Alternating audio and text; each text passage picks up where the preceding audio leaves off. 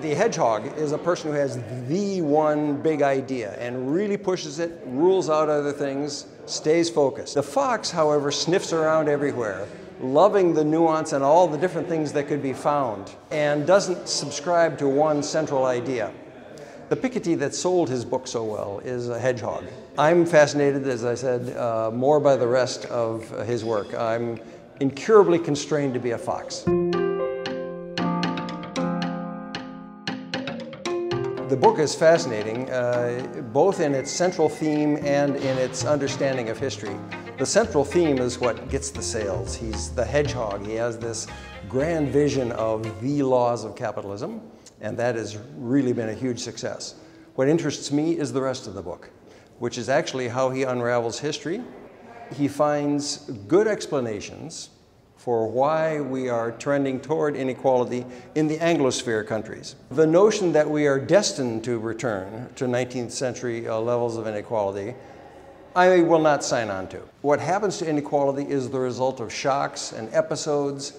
There is no single law, especially political shocks like Reagan and Thatcher, which certainly is one of the reasons that Anglosphere countries trended more toward inequality than continental Europe or Japan. What is happening to the labor market and immigration, etc., those also factor in. And then finally, the joker in the deck, if you wish, was technological change. Can you really say that there's a trend toward automation that will displace the unskilled and make them even further below the rest of society? That is something he and I and anybody else cannot predict.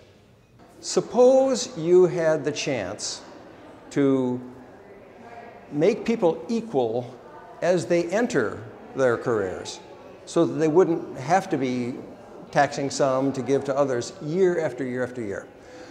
Question, has anybody ever achieved that? If the answer is no, if that's never happened and cannot happen, then Piketty is right that you must have big wealth taxes and big redistribution. Suppose you could. In particular, 3 countries of East Asia, which are rich democracies, have done this, and to a lesser extent, New Zealand as well. The 3 East Asians, Korea, Taiwan, Japan. They tend to have more equal societies, even in earning power, and without having to transfer from the rich to the poor and play Robin Hood so much every single year. Britain and the United States in particular, and the Anglosphere more generally, have failed to do something those East Asian countries did, which was have a really strong and effective delivery of primary and secondary education. That which would make the sort of the lower 2/3 of career entrants be as productive as the rest.